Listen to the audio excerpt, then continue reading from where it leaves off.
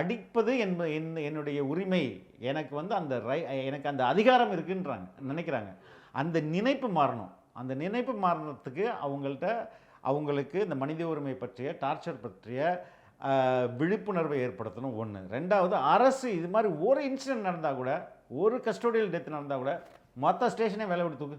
அந்த இன்ஸ்பெக்டர்லேருந்து எல்லாரையும் வந்து வேலையிலேருந்து நீக்கி கொலை கேஸ் இப்போ பதிச்சிருக்காங்களா, கொலை குற்றம், அது மாதிரி பதிங்க. அது மாதிரி 2 வாட்டி 3 வாட்டி பண்ணால் அடுத்த வாட்டி எப்படிங்க அவன் தவறு பண்ணுவான்? ஸோ இதை பண்ணும்போது இமிடியேட்டாக இது ஒரு பெருசாக ஒரு மேஜர் பர்சன்டேஜ் வந்து ஸ்டாப் ஆகிடும். ஆமாம், ரொம்ப டெஃபினட்டாக. ஏன்னா எல்லாருக்கும் அவங்களுடைய பணி உத்தரவாதம் வந்து ரொம்ப முக்கியம் இல்லையா? அவன் வந்து இந்த ஆஃபீஸரே சொன்னால் கூட ஏங்க எனக்கு வேலை போயிருங்க அப்படின்னு சொல்லிட்டு நான் ஜெயிலில் போயிடுவாங்கன்னு அவன் வந்து பண்ண மாட்டாங்க. இது இமிடியேட் சொல்யூஷன். ஆமாம், இமிடியேட்டாக எஃபெக்டிவாக நடக்கக்கூடிய சொல்யூஷன். லாங் டேர்மாக நம்ம ஆரம்பிச்சது போது மென்டாலிட்டியாகவே ஒரு சேஞ்ச் நடக்கணும். நீங்கள் சொன்ன மாதிரி நான் அடிக்கிறது இல்லை என் வேலைங்கிறது மென்டாலிட்டியாக ஒன்று நடக்கிறதுக்கு ஒரு நீண்ட கால திட்டம் வேணும் இல்லையா? எந்த மாதிரி விஷயங்கள் பண்ணலாம்? இல்லை, இதுக்காக சிறப்பு சட்டங்களே ஏற்றலாம்.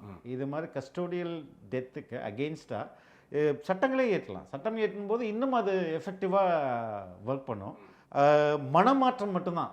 இப்போ மக்கள் வந்து ரொம்ப தெளிவாயிட்டாங்க. Custodial death and custodial torture is against the law அப்படின்றது. சினிமா வந்து ரொம்ப பழைய விஜயகாந்த் படத்தெல்லாம் அடிக்கிற அதிகாரம் உங்களுக்கு தாங்க கொடுத்துருக்குன்னு சொல்லிட்டு இது மாதிரிலாம் பேசி க்ளோரிஃபை பண்ணுற சினிமா தானே. அப்போ அது ஒரு அவங்களும் வந்து ஒரு ரோல் ப்ளே பண்ணாங்க. பட் இன்னைக்கு சொசைட்டி வந்து சினிமாவிலேருந்து தகவல்களை பெறதில்லை. சினிமா வந்து இப்போ ஒரு பொழுதுபோக்குன்றது மாறிடுச்சு. அதில் இருக்கிற ஃப்ளாஸே எக்கச்சக்கமாக நம்மால் போட்டு அடின்னு அடிக்கிறானுங்க. ஸோ இன்றைக்கி வந்து மீடியா வந்து தகவல்கள் பல்வேறு இடங்கள்லேருந்து வருது. மக்கள் வந்து ரொம்ப தெளிவடைஞ்சிருக்காங்க. ஒரு சமூகம் வந்து தெளிவடைய தான் அதோடைய நடவடிக்கை. இப்போ இந்த சமூகத்தின் ஒரு பகுதி தானே காவல்துறையினரும். இப்போ அடுத்த யங்ஸ்டர்ஸ் வந்து வரும்போது அவங்க they may have a different opinion.